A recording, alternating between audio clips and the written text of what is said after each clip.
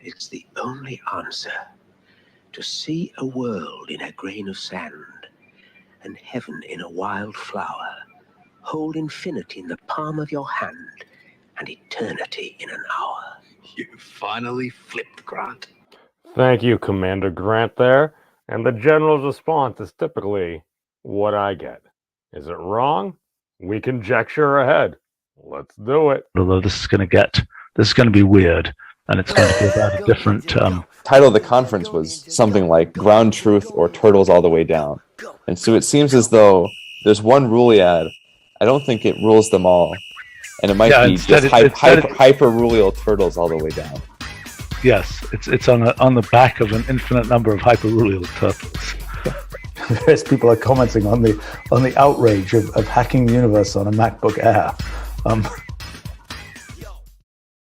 Hey guys, what's going on? Name's here. So as we can see, our lovely black hole friend here. Yes, black hole sun, technically a star. Dark one, that is. But brought to us by solarseven via Getty Images there. Hope you're independent creators there. But what's all this hubbub about?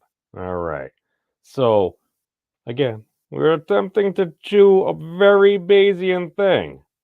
There's dark energy moving stuff around, and white holes are supposed to be a thing. I mean, might that explain a lot? Even we haven't seen them.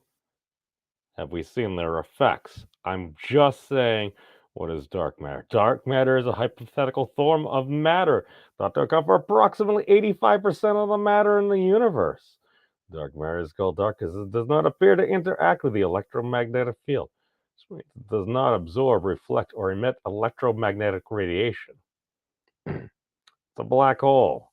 A black hole is a region of space-time where gravity is so strong that nothing, no particles, or even electromagnetic radiation such as light can escape from it.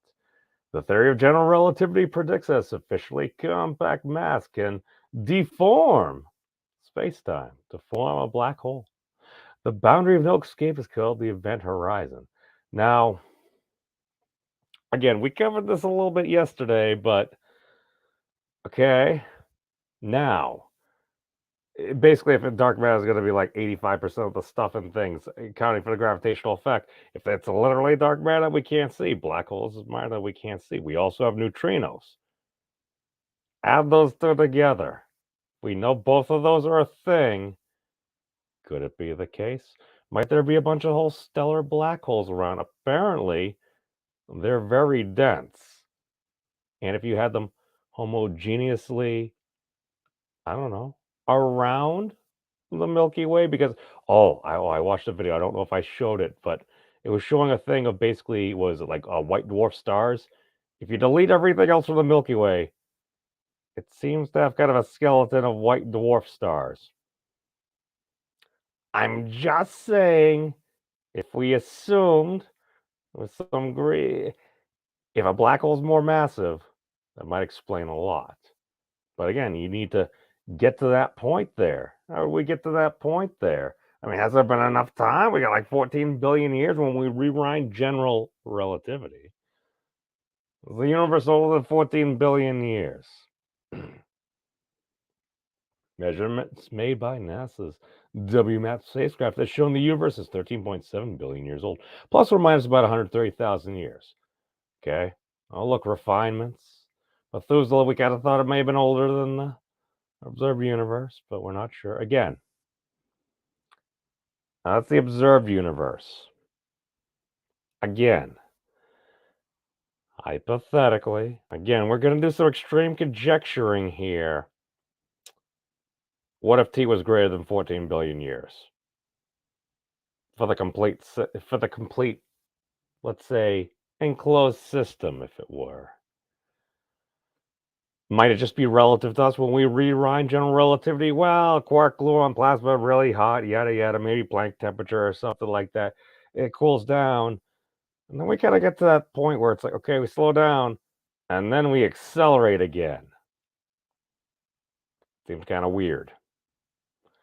I'm just saying that hypothetically, if we take something like the Kugel fountain and stuff like that video, What if our universe was kind of like a fountain? It's kind of like, it's up there, you're cool, you cycle through, things happen, eventually stuff's going to get drawn, it's going to recycle, go back through, but you're going to have a whole bunch of intermittent stuff. You're going to have all these different reactions, and apparently like neutron stars and stuff like that, or different other stellar supernova remnants get blasted out.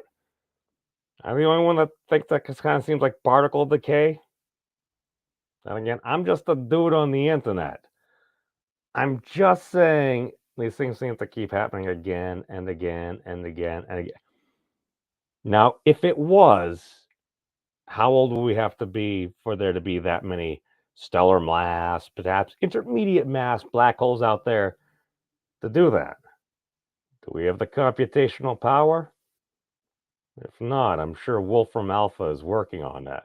Professor Wolfram just gave the Wolfram Tech Conference the keynote and stuff like that. Oh, it was he's basically attempting to compute the world.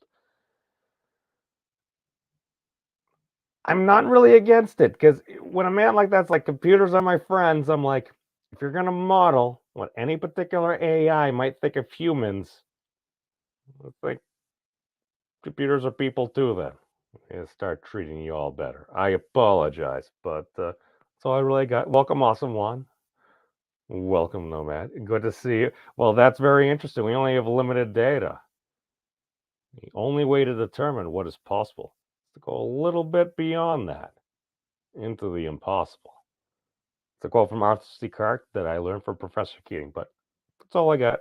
I gotta go eat some chicken now. Peace out, everybody. Be safe. It is yet to be The proven. world exists on the top of a giant turtle. Peace out, everybody. Have you guys checked out the Memes of Destruction's channel? He's an interesting dude. I like him.